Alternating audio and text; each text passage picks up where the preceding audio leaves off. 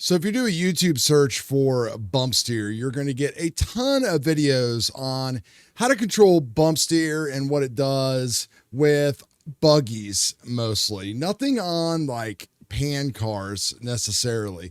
You might get a few videos that maybe some Hagberg videos that will talk about like 12 scale stuff, but specifically you're not going to get anything about tuning bump steer on oval cars and what it does. So it's a big change that I just did on my car a couple weeks ago, and already it's made a huge improvement. Spoke to some racers that have been racing about as long as I have, 2-3 years, less than that. And, they were kind of unaware about it as well. So we're going to talk about it today. I'm Chad. This is the Dorky and 40 RC channel, and we're definitely going to make you faster today. So what are we talking about with bump steer? Well, basically when the car compresses, the suspension compresses, whatever, we're talking about whether or not like your front wheels are bumping out or bumping in. Now, on a buggy, typically you have extra links in the front and a lot more adjustments than you have on these type of Pancars. So you've got obviously separate camber links besides the steering links. They have their own mounting holes and their own spacers and ball studs and camber length on the actual C-hub, on a shock tower, and then it pretty much is the same thing with steering.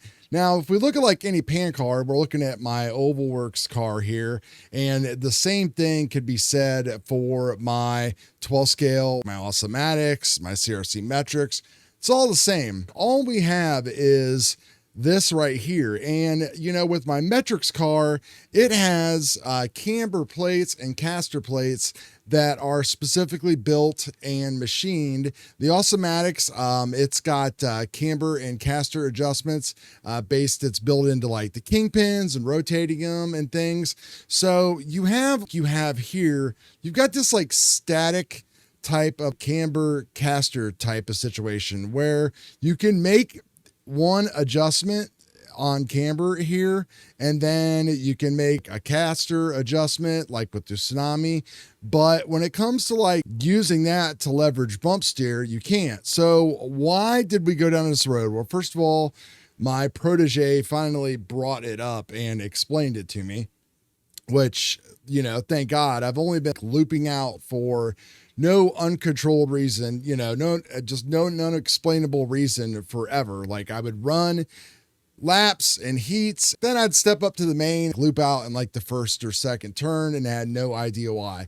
I can honestly say, which is why I'm making this video, that I have not done that in a while. And doing some testing at the local track yesterday, I was able to run my car way looser than I ever had been able to before, and it not loop out. So the reason being, I was getting with the standard way I was building the cars, I was getting a considerable amount of bump in. So when I was going around the corner, basically, what would happen is as the suspension would compress, you set your toe, camber, however you want to.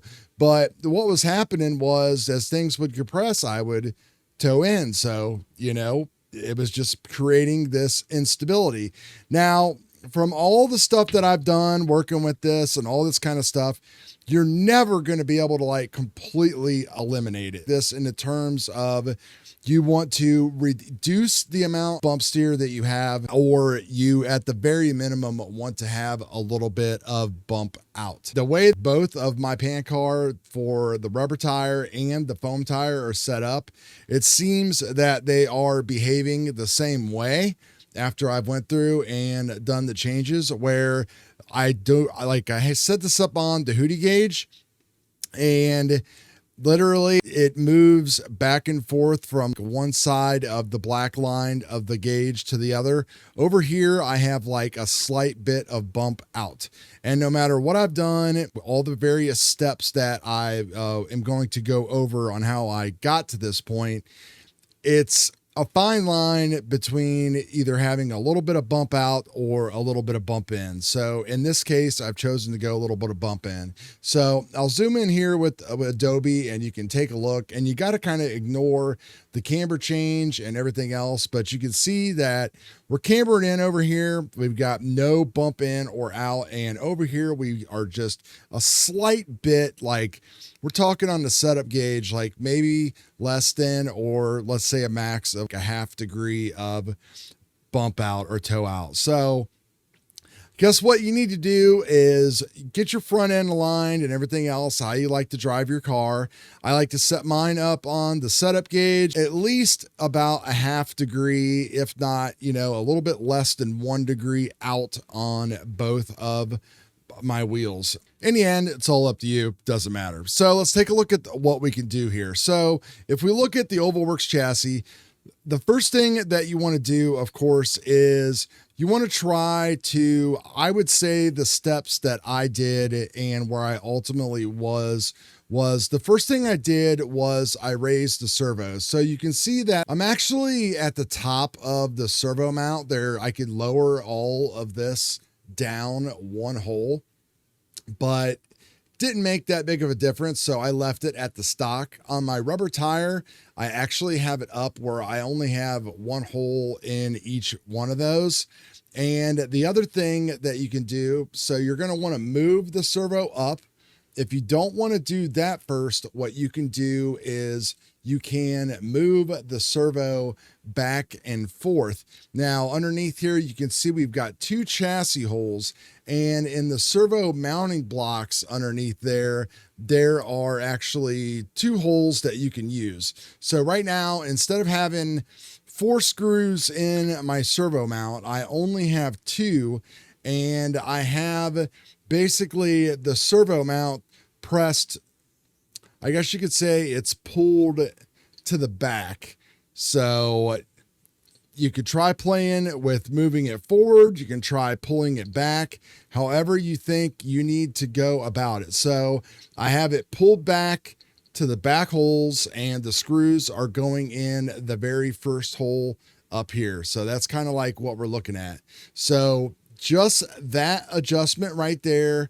And the next thing I did was, if you've got a couple different sizes of shims and everything, you can start playing with your shims out here on the arms with your ball studs. Now, depending upon how you got your car and your kit and everything else, this car actually has a shorter ball stud on that side than this side. And then I have a shim, like a point, maybe a 0.1 or a 0.2 underneath there. Don't take my measurements because you're going to need to do this for yourself.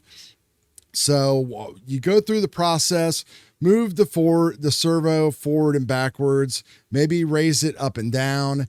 You're going to have to kind of keep an eye on it and, maybe reset things if it's easier to see.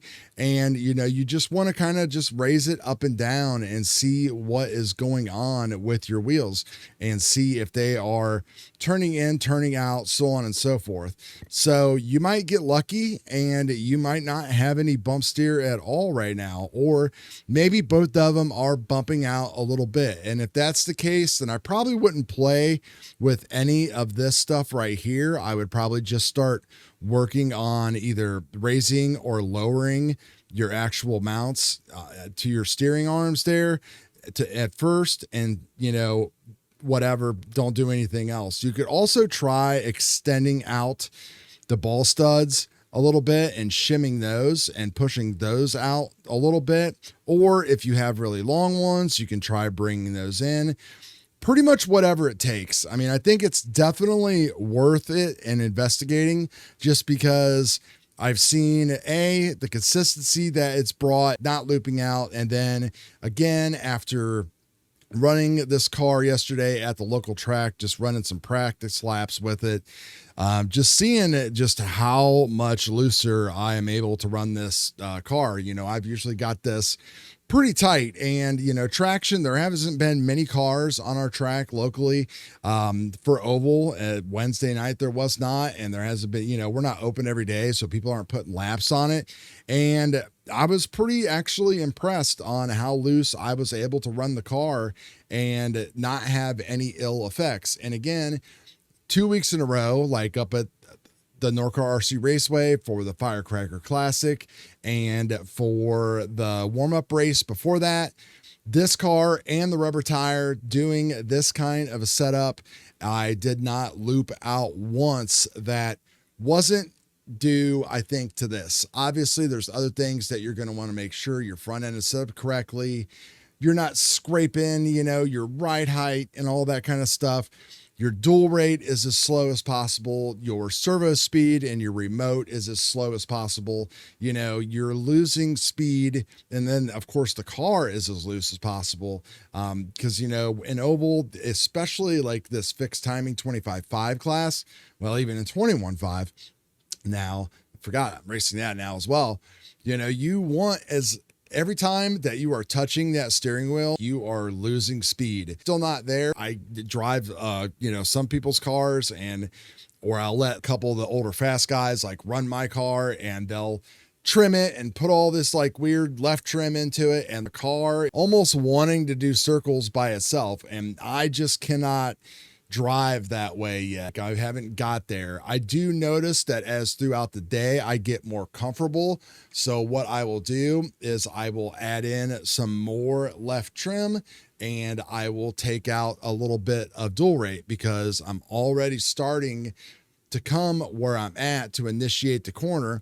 And then, I'm drifting out a little bit more and just carrying the corner speed, not scrubbing the speed and not over and under correcting out of the corners. So all that stuff adds up. But if you don't do this right here in combination with all that other stuff, like that's when you're going to have the problem. And I think this has been my missing link and hopefully it will help with yours. I'm the same thing on my 12 scale Pancars. It's got, I just went off of my buddy and his setup sheet and what he told me to do.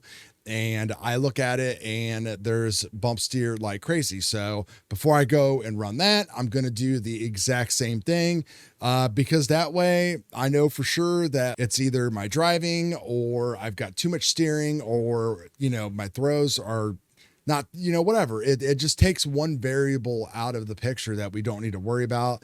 And yeah, that's it. So check it out again, servo, back and forth, height, ball studs, up, down, back or forward, little things, whatever you're comfortable with. Reset everything again. Keep a real close eye on it. Don't worry about it if you can't keep it exactly straight. Like I said, I'm exactly almost close as I'm going to get over here. Over here, it was literally like a 0.1 shim between it going bump out or bump in, and I chose bump out. I could not get it to like just go straight up and down. And it was the same thing with my rubber tire truck as well. Maybe it's something that's built in to the Tsunami front end that just, who knows, just how things go. Hopefully this helps you guys out like it has helped me out, I think, and tune back into the channel and we'll see what's going on. So I appreciate all you guys and channel members. We'll talk to you later. Peace.